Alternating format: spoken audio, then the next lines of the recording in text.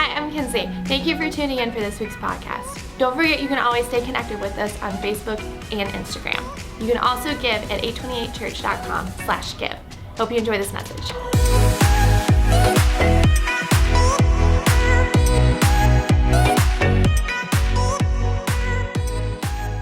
I'm going to step us straight into our brand new January 2020 series on the book of Nehemiah. And I love it when what God calls us to do is take a book of the Bible, an amazing story like the story of Nehemiah, and just teach through it. It's a fun thing to get to do as a preacher. And I have especially, and for a long time, loved not only the book of Nehemiah, but Nehemiah, the biblical character, the person. There's a lot in him that I want to be when I grow up, you know. And I think there are a lot of parallels in this story and in the book of Nehemiah to the world I live in. And so I feel like it's incredibly relatable. The time of Nehemiah is an amazing time. What we know in the first, introduction to Nehemiah, in Nehemiah chapter 1 tells us that he was in the Susa, the capital of the Persian Empire, in 445 BC. We know that because of what we know about the reign of Artaxerxes, the king at that time. And Nehemiah served as a cupbearer in the king's court.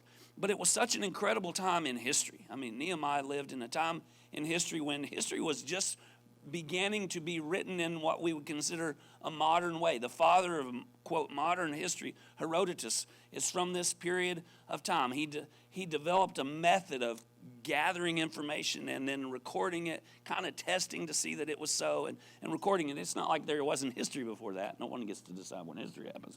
But the way it's recorded kind of comes from that period. There was a lot going on in the world of philosophy that kind of had an impact on some of the ways we think. Not all good, to be candid, but there was a lot happening, a lot of things that, again, historically we would think about. Like, for instance, Nehemiah was a contemporary of Socrates, who developed the Socratic method, which is amazing. We use that. That's a great way to be able to think critically without being critical. You know what I'm saying? Like, you ask the right questions. You try to ascertain and discern what's real and what's true. And Socrates developed that. Socrates also was a bit of a mentor to another contemporary of Nehemiah's named Plato. So Plato was actually quite interested in religion, and he mentored Aristotle, and there was a lot that was happening in the sciences and all those kinds of things. So sorry, but for me, that's interesting. I love history. I've said that to you lots of times. I do love history. And so that Nehemiah was a part of all that. I also think it's important when we teach from the Bible to set it in its historical context, because this is not a fairy tale. I'll tell you right now, I don't believe this book is a fairy tale.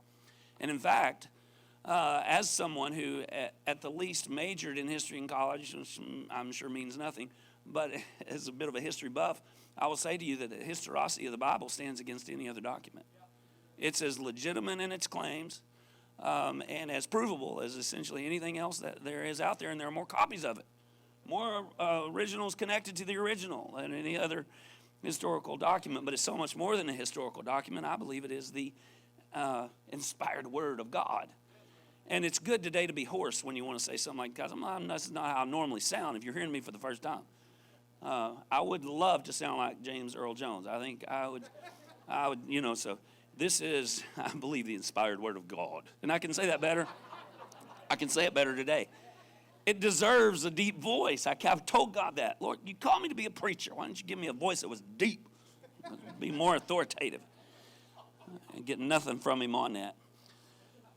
Nehemiah specifically, though, in this time of Artaxerxes, the king, there's some interesting factoids about that, too.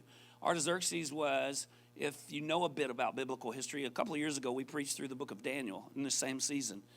And Daniel lived in a time of Babylonian captivity until Cyrus the Great, and then Darius came into Babylon and liberated the people. Specifically, Darius came to the city of Babylon. And so what happened in that was there was a change of governmental control. They were still in bondage, but they went from being a part of the Babylonian Empire to the Persian Empire. And so there was Darius, and then after Darius, there was Xerxes. Well, Xerxes was the king who looked for the most beautiful woman in the land and found Esther, and that's an incredible story. We did a whole series on the book of Esther. So then Esther was married and was the queen to Xerxes. Xerxes had a harem, so we don't know exactly a lot about the necessarily the genealogy of Xerxes, or Artaxerxes I'm talking about today, but At the very least, Esther was his stepmom. That's what I believe. I mean, history debates some of these particulars, but I believe that that's the case. And so here's Nehemiah these many years later. I almost feel like when you study Daniel and you study Esther, my point is that Nehemiah, okay, I'm going to do a solid for the old people, is sort of the Paul Harvey, right? The rest of the story, okay? Thank you to all the old people. Please act like you knew what I was talking about. When I do that, if you're my contemporary, I need you to step up for me, okay? Because I'm getting no help from the younger generations. They don't know who Paul Harvey was. He had a radio bit forever, and he said, and that's the rest of the story. Nehemiah, thank you, somebody. Nehemiah is sort of that to Daniel and Esther. It's the rest of the story because he slots into this. And if you disconnect all of that, then you do an injustice to the truth of God's word. Because it is connected. It's amazing. It's okay to quote Nehemiah. The most quotable verse from Nehemiah is Nehemiah chapter 8 and verse 10. The joy of the Lord is my strength. That's the most quotable verse from the book of Nehemiah. But there's more, and that's a good one, but there's more to it than that. Under King Darius, the Jews were allowed to go back to Jerusalem, but not all of them. Some of them were kept in captivity. They had important jobs, and some of them didn't. They had been in captivity so long they didn't even know they were in captivity. Dramatic pause. Right? Some of them knew and were anxious to get back home, quote, to what they were made for. And Darius allowed them to go, and Cyrus allowed them to go, Darius allowed them to go, certainly Xerxes, and then Artaxerxes more specifically. But during that time, the city of Jerusalem still, for the most part, laid in ruin. The temple was rebuilt, but let me pick this up this way. I wrote a synoptic. In 445 BC, the Persian king Artaxerxes allowed Nehemiah to go back to Jerusalem to rebuild the walls of the city. With Nehemiah went the third wave of returning Jewish exiles. There was intense opposition from other peoples in the land. It was like Samaritans and various other people, that the Assyrians and different ones that really fought against them. And there was also disunity within Jerusalem. And because of that, for the most part, the temple, and particularly Jerusalem, the walls of the city, the gates of the city, laid in ruins. But despite the opposition, Nehemiah, in the story that we're going to unfold for the next several weeks, and his team rebuilt the walls.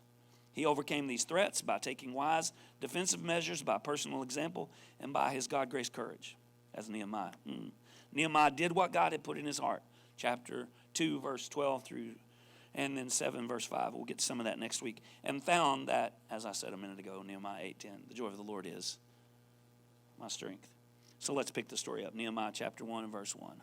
I think it's very relatable to our world today, to the brokenness we see, the vulnerability we see in our world because of the loss of foundational truths and perspectives. It relates. The words of Nehemiah, the son of Halkali. Now it happened in the month of Chislev in the 20th year, as I was in the Susa, the citadel, that Hananiah, so that's the capital, one of my brothers, came with certain men from Judah. And asked them concerning the Jews I asked them concerning the Jews who escaped, who had survived the exile, and concerning Jerusalem. And they said to me, the remnant there in the province who had survived the exile is in great trouble and shame. And the wall of Jerusalem is broken down, and its gates are destroyed by fire. That's sad. I mean, that's a sad truth. That kind of brokenness persisted in spite of the fact that they had been given opportunities to build and rebuild. But they had real opposition. Yes, that's true, they did. And there's a lot in that, but it's still sad.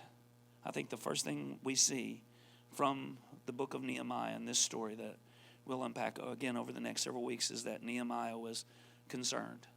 Nehemiah considered, let's say it that way. Nehemiah literally considered the situation. He took time to consider. He asked questions. Hey, what's going on? And what's the real story? What's happening? You can't get that from a news feed or social media. You got to dig a little deeper. It's got to become a bit more personal. Nehemiah wanted to know what's really going on. What's the situation? And so they told him. And when I look in our world and I look at our culture, and I'm speaking even more specifically of Christian culture in this context, but it impacts, I think God made us all to be sons and daughters. That's what I believe. This is the church you're in. If you didn't know that today, you're in a church where I believe we're all created by God and for a relationship with God. That's what I believe, whether we walk in that or not. And I love people, period. Put a period at the end of that sentence. I love people, period. Jesus loves people. Come on, somebody, period. I still believe we were made for a right and tight relationship with Jesus, and life only lives well when we live into that. And when we don't live into that and we don't even know that we're missing something, that's sad. And that's what the case was here. Nehemiah wanted to know. He was concerned. What are you concerned about in 2020? I don't want to make your heart heavy today. That's not my goal. I hope that doesn't happen. But I don't think that we can live in this world in this time and not have concern, not be burdened. I don't think we can not be burdened. I don't think we can be Christ followers and not be burdened. I don't think we can not be bothered. If you want to just not be bothered, then I don't think following Jesus is the right plan for you. But candidly, not following Jesus is a terrible plan, so don't pick that plan. Follow Jesus and learn how to carry your burdens to the cross. Nehemiah was concerned. What's the situation? And they told him. And when you look around our land, man, there's just a lot of brokenness. There are a lot of walls, and there's a lot of truth and foundational truths and realities that we've just lost, and they're in a state of decay or broken down. There's a lot of vulnerability. When you think about the walls being broken down and the gates being on fire, what did that mean? It meant that the people in the city were vulnerable. They were in danger. When I look in our world, I see a lot of vulnerability. I see a lot of hurt. I see constant and consistent hurt that doesn't have to happen because His word is a lamp to my feet and a light to my path. That He gives us the armor of God, and when we put that on, we can live safe in a crazy and hectic world. But when we don't live into the truth of God and the protection that He can give to us and the health. I don't even know if protection is always the word I really want to use right there. Just the health that He gives to us in regards to relationship and those things. When we live into brokenness, we'll be broken. And we'll be vulnerable and we'll be hurt. And I love everybody, regardless of what your hurt or history. I believe if you give your heart to Jesus, He's got a big plan. He's got big ideas for you. If you're in the house this morning, but I'm going to call broken. Here at 828 Church, we believe in the Bible. And we believe that I believe, and we believe this is a church that one of the greatest atrocities is our ignoring the sanctity of life. That He is the author of life. That no conception is meant to be aborted. If you're in this house and you've had an abortion, I'm not hating on you. There's healing for your heart, and Jesus is taking care of your baby. I want you to hear me right now. 3,000 babies, though, every day in the United States of America are aborted. That's broken. The walls are broken. And I don't know what to do about it. I don't. 22% of all pregnancies that are not miscarriages, 50 million worldwide, that's 125,000 per day. And I think we've stopped being concerned. I mean, I know we're not. I mean, I know with what we say, and I don't know what to do, and I'm going to talk about that in a minute. That's not all. Human trafficking just blows my mind. Like slavery at an all-time high. And human trafficking means a lot of things. Sex trafficking is a little bit more specific and a greater even atrocity in some regard, but human trafficking generally is terrible, whatever the case. And it can apply to people who are manipulated or coerced, or it can certainly apply to people who are kidnapped. It's all of that. But in Wilmington, not New York, not L.A., Wilmington, North Carolina has the 8th most cases in the United States of America of human trafficking, and they no one believes that they even attempt to prosecute a small fraction of the cases. It's the amount is incredibly small. It's broken. It's not what that was meant for. When we look around our city, we see poverty and education gaps that make people vulnerable. There's a lot of that. I lived on one side of the city where the public school was a 10, and on the other side of the city it was a 2. That was when we first moved here. And that's you can't just say, well, there's bad teachers. No, there's some great teachers in some schools that are struggling because there isn't necessarily resources or parental support. There's a lot of factors. It really just comes down to situations where that's just the kind of brokenness that's there. But my point is that it leaves kids vulnerable, and I want us to address it. And I don't know what we can do right now, but we're going to do something, I can tell you that. There are underparented kids in our community. Why do you do Kids Night Out? It's chaos. It is chaos. Honestly, at 54, I got the spirit of a pawpaw, but crazy kids that don't mind still drive me nuts. They do. I just don't whoop as quick as I used to. Okay? But it still gets on my nerves because I love those kids, man. It's not their fault. And that's one way we can try to build the wall back. Go love people Don't try to tell them something. Go show them something. Show them that race doesn't have to push us apart, that they're not unimportant or devalued. I look at the loss of innocence in our society, that how quickly we used to talk about in high school, man, kids are starting to already see this, and they're getting exposed to that, and man, what's that coming over the TV? And now high school, boy, we wish we could get that back. We're talking elementary, forget middle school, skip past junior high. We're talking elementary kids that are on their devices and have access to things that just rob them of their innocence. And yet, for the most part, kids are growing up later than ever. Like maturity's coming later, innocence is being lost earlier. And I, in this moment, sound like a negative prognosticator. But you can't do a study on Nehemiah and pretend the wall's not broken. Because the first thing that Nehemiah was concerned. And I'm concerned, and I'm going to go home this afternoon, and I'm going to breathe, and I'm going to live into the grace that's there to care deeply and still be carefree. I'm going to do that, and I want you to do that too. Just being devastated will not help anyone. All right? We got to live into the joy of the Lord because that's our strength. You understand what I'm saying? All right, but we need to be concerned, church. We need to be concerned. And we didn't plant a church in Wilmington, North Carolina, not to care about Wilmington, North Carolina. I'm already saved. I know I'm a mess, but I'm going to heaven. I'm not at church today for me.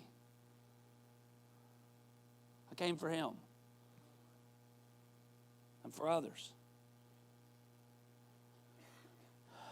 I do like church when Jesus shows up, so maybe that's not, I don't want to make that sound so sacrificial because I like this place. There's been a not so subtle attack even via media on truth and wisdom, just in general, just marginalizing truth. Like, does it even exist? Forget about even just anymore trying to make it about the truth of the Bible, Rick. It's just if we can just get rid of truth as a concept and we can make wisdom just an opinion, well, there's some things that, okay, that's always a bad idea. And that's always a wise and right choice to make. And I'm not going to try to unpack that, but I'm just saying there's been an attack on truth and wisdom. And if that's not enough, if all that's not enough, hate is still doing its same old damage it's always done. Hate's always been one of the devil's favorite tools to use to not just destroy the world, but to destroy the church. He just loves to cause people to hate. And I don't even know, like our big heart here is that everybody knows they belong. I want to disarm hate, and I need some folks willing to want to be a part of that. I can't fix it, but God can, and together we can. And we can make everyone know how loved and valued they are. Hate is just, it's like the gates are on fire, and folks are getting hurt. I love Robert Frost. He's one of my favorite. He is not one of my favorite. He's my favorite poet. I have books of Robert Frost poems, but I think my favorite and most quotable poem is the poem Fire and Ice. Robert Frost said, "Some say the world will end in fire. Some say ice. From what I've tasted of desire, I hold with those who favor fire. But if it had to perish twice, I think I know enough of hate to say that ice is also great and would suffice. Its passions running out of control, its hate that hurts and destroys, and God's the solution for all of it. His name is Jesus. And he's the King, man. We just came out the King series. Listen, the gospel or the truth about who Jesus is the hope of the world. Say it all the time. It's the hope of the world. And the church is the hope of the gospel. Like the people who link arms together to do something great and good with God and for God. Nehemiah considered, but he also cared. Not only did Nehemiah consider the situation, but he cared about it. Continue in verse 4. And as soon as I heard these words, when he heard the report, I sat down and wept and mourned for days. And I continued in fasting before the God of heaven. Man, he just cared. It hit his heart. The people, generally, Michelle seemed to have just gotten accustomed to the walls being down. It would have been a fair question for Nehemiah, and we do this sometimes, but it would have been a fair question to just say, he should have just said to those guys, right? That's what we would think. Well, build them back. You got the dough to do it. You can get letters from the king for it. Build it. Why? Why is it broken? Fix it. Not my problem.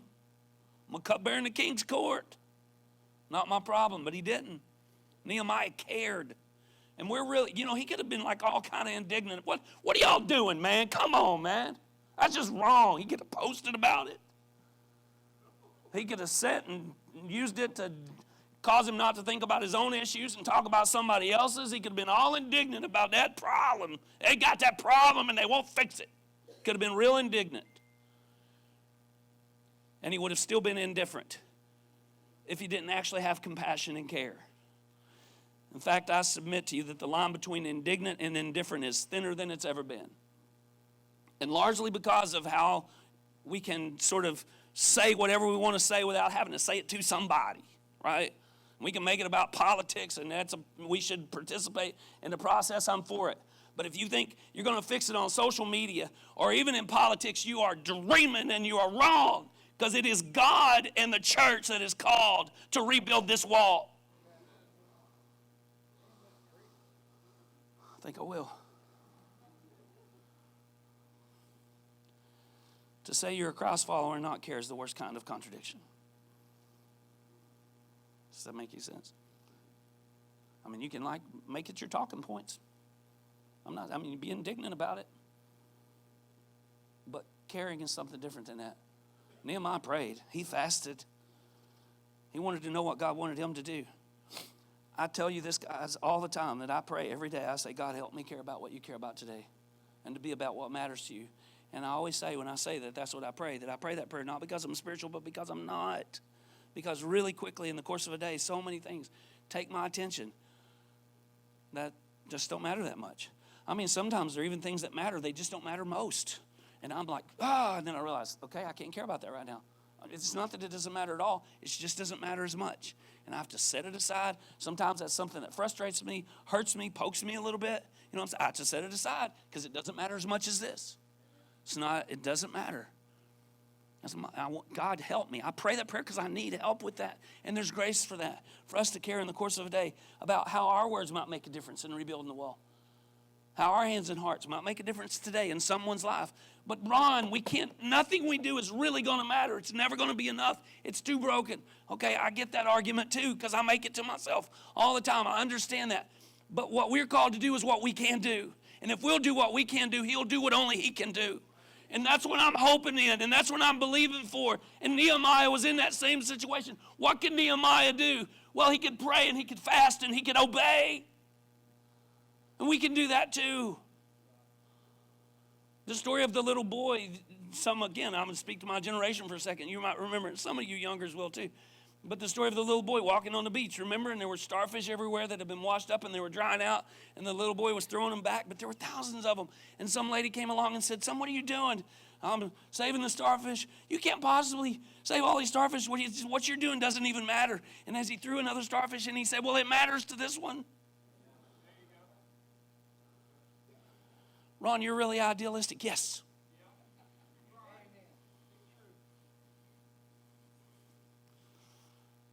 Sure am. Personal concern is a different kind of burden, and Nehemiah had that too. He didn't just wish the walls would get rebuilt. I'm going to cheat ahead. Spoiler alert. He did get permission to go back and with the team rebuild the walls of the city. You know what the first thing he did when he got there? Nehemiah chapter 2, verses 11 through 13. I'll read it later in the series for you. But essentially what it tells us is that the first thing he did was he went and viewed the ruins. What does that mean? That means he made it personal. Like he had heard about the vulnerability and the damage that was there, but he went, people with names and faces. Not only do I pray, God, help me care about what you care about, but I know people with names and faces. When we first launched this church, or we were talking about launching a church, I wanted to launch it in Southern Africa. I'm not going to lie. That's what I wanted to do. I'm that weird person. Like a lot of people say, "God, I'll do whatever you want. Just don't send me to Africa." And I'm the other guy. I'm like, "God, I'll do whatever you want, but I really would like to move to Africa. And please talk my wife into it." That's kind of, I've lived in that space for a minute. And I got over there, and you know what God said? "You're from America. America's broken. You speak the language. You can go to Africa, but I need you to plant a church in America." And now I can't move to Africa. You know why? Because I love people. I love real people here with names and faces, and I'm not going to leave them. God will have to pry my fingers off of this. Why? Because it's personal. It's personal.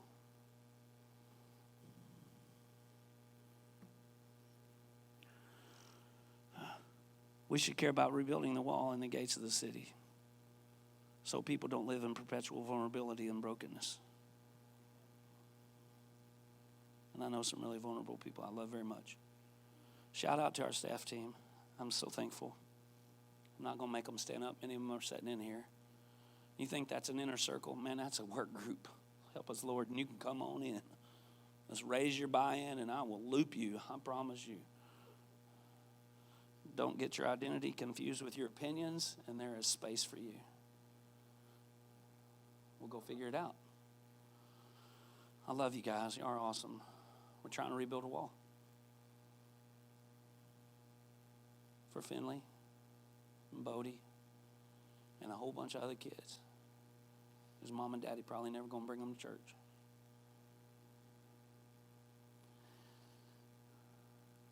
Shout out to our life group leaders. We prayed for Gabriel earlier. Love that guy. This is one of the greatest life group leaders of all time. Him and Charlene are just next level.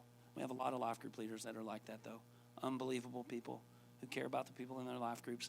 They're pastors. They're all pastors. We got some coordinators and captains on this serve team.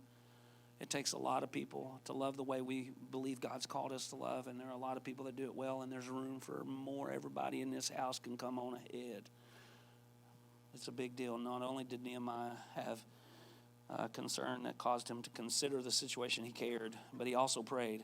And I said, verse 5, O Lord God of heaven, the great and awesome God who keeps covenant and steadfast love with those who love him and keep his commandments, let your ear be attentive and your eyes be open to hear the prayer of your servant that I now pray before you day and night for the people of Israel, your servants, confessing the sins of the people of Israel, interesting, which we have sinned against you. Even I and my father's house have sinned. And we have acted very corruptly against you and have not kept the commandments and the statutes and the rules that you commanded your servant Moses. He was owning it. So look, you didn't make us broken. You didn't do this. We did this. But he didn't stay there. He goes on to say, we've acted very corruptly against you and not kept your statutes and the rules that you commanded your servant Moses. Remember the word you commanded your servant Moses, saying, if you are unfaithful, I will scatter you amongst the peoples. But, great place for a Holy Ghost conjunction. But if you return to me and keep my commandments and do them, though you're outcast in the uttermost parts of the heaven, from there I will gather you. I'll gather them and bring them to the place that I've chosen to make my name dwell there. When he prayed, he repented. He started with repentance. And then he requested, God, please remember. And then he remembered what God has said and promised. So should we.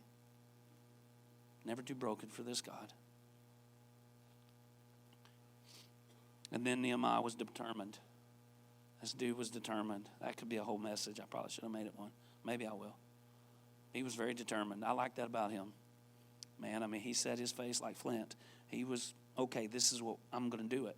And it was that risk, personal risk. First of all, you can't just decide to go in before the king, and you can't go in before the king with a sad countenance. We talked about that in the King series. Nehemiah, takeaway, was ready to be an answer to the prayers he prayed. Are you? And maybe for some of us, we should just start by saying, are you ready to be an answer to the post you posted? I hope that becomes a prayer. In the month of Nisan, in the 20th year of King Artaxerxes, when wine was before him, I took up the wine and gave it to the king. Now I had not been sad in his presence, and the king said to me, why is your face sad? So far, he'd never broken that rule. He had never, Brian, come in before the king with a sad countenance. But he did this day because he was determined. If it cost him his life, it cost him his life. He's not going to fake it. He's not going to pretend. He's got some advocating to do. Why is your face sad? Seeing you're not sick. The king's pretty sharp. This is nothing but sadness of the heart. Woo, go ahead and be on top of it. I'm telling you, I think Artaxerxes was definitively impacted by Esther. I do. This is the favor of the Lord. You think the things we face we can't overcome? We don't know. We just don't know. We don't know what favor the Lord's looking to release when we step up and step out. Can I get a witness, John? We don't even know the favor of the Lord is just waiting for somebody. Somebody. Pull a Nehemiah. Right? To be the here am I, send me guy. All right. I'll just keep preaching to me then.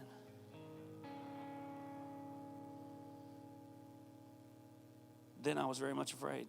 I said to the king, let the king live forever.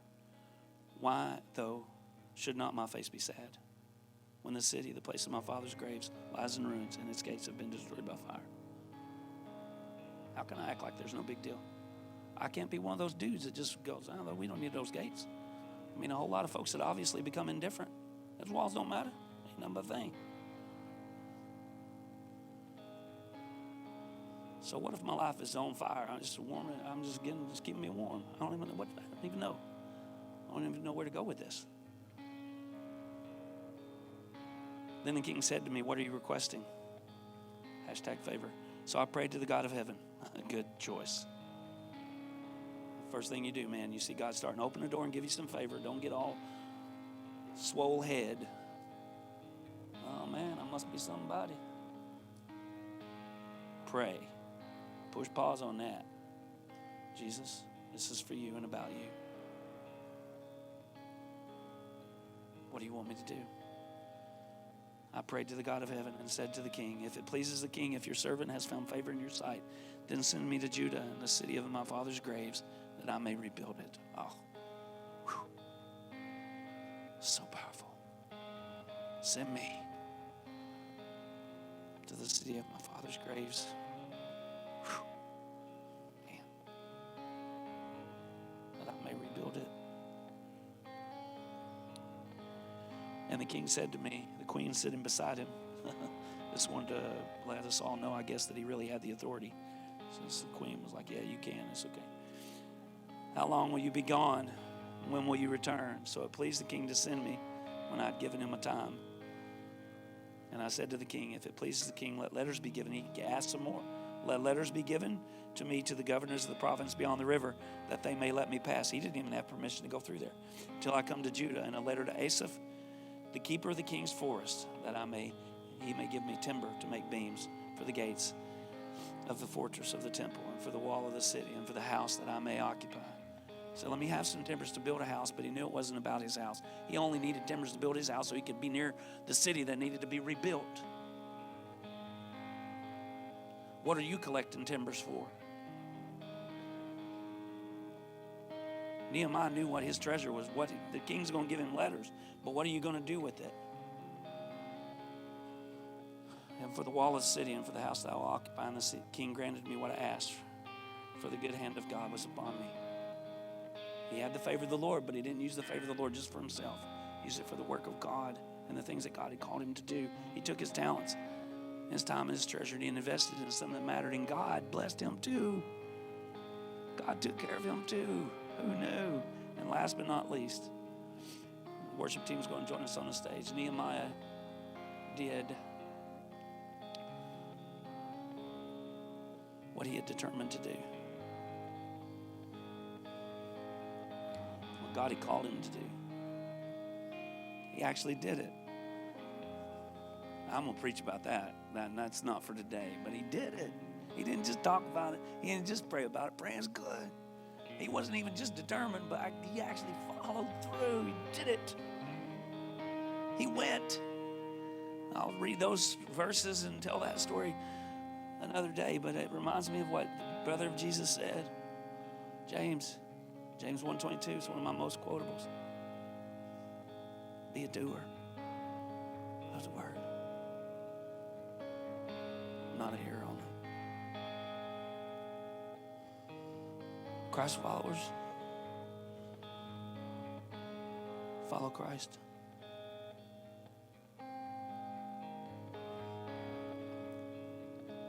How can we do that, Ron?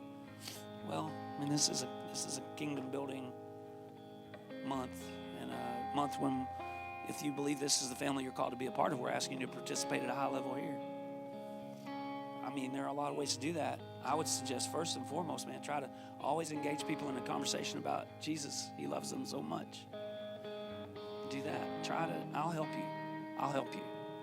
I'll try to be sure in 2020 to teach more about how to share your faith. Right? Just in a simplistic opening doors and watching God work way. Spirit-led way. He's got this. Go love people real well. That's how. You don't have to start a new nonprofit. There's lots. If you get called to do that, let me know. We'll try to help you. But probably what we need to do is invest in what's in front of us. And if you don't believe this is that church for you, go to another church, but go somewhere and invest. Participate. Don't sit and settle. I don't know how to talk to people about Jesus. Okay, I'll try to help you with that. Until then, I had an idea. Oh, yeah. I saw my phone on the front row. Check in at 828 Church. Get your phone out right now if you want to. Check in. Dylan Bussard was at 828 Church. Oh, you just want to grow the church. I want to rebuild the wall. I want to rebuild the wall. I'll tell people about Jesus, I promise. I'll tell them what his word says about how to be free and healthy and whole. I promise. I don't have another motivation. I'm trying to make it easy for you. Share the post. Kenzie and Stacy and the team are awesome on social media. Just share the post. They talk about Jesus. And then your friends will be like, hey, I saw so. Now you're going to have to talk a little bit. And don't talk about the church. Talk about Jesus. The church is just a little way to open the door. That's all this is. That's all that is. But they need family. They need discipleship. They need truth. All right? Come on in. The water's fun. You hand me my phone. I did the craziest thing a couple of years ago. We were driving back from Arkansas at Christmas 2 years ago. I always call it home because that's where my mama lives. It's 800 miles. I haven't lived there in a minute, but we were coming back, and it was raining so hard. I remember it was just raining so hard. And we came through Birmingham, Alabama, and it was almost undrivable. We got just on the Atlanta side of Birmingham, and we were back out kind of in the country a bit. And we came over this hill, and there was a horrific wreck, man. There was a car that it was a single car, but it had obviously hit the wall and bounced off the wall and was covering 2 lanes and almost even somehow into the third one. Not quite, but was just really in a precarious place right in the middle. And, we almost hit it. It had just happened, and we almost hit it. And Jacob and I jumped out. Christy and Karen stayed in the car, and we jumped out, and we got our phones, and we did this. It was so dumb. It was just dumb. Ran back up that hill in the dark. It was pouring rain. Ran up to the top of the hill, and I was going. It was ridiculous. There was a bus coming, and I stayed as long as I could. I was just waving I was like, danger. And at the last second, literally, yeah. And the bus managed to miss him.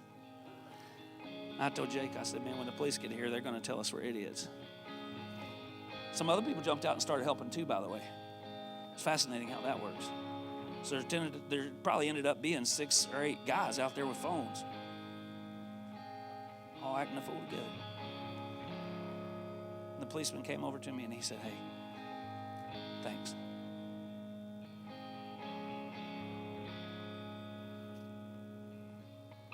Do what you can. Take a step. Hope again. Help again. Maybe together with God, we can at least rebuild our piece of the wall.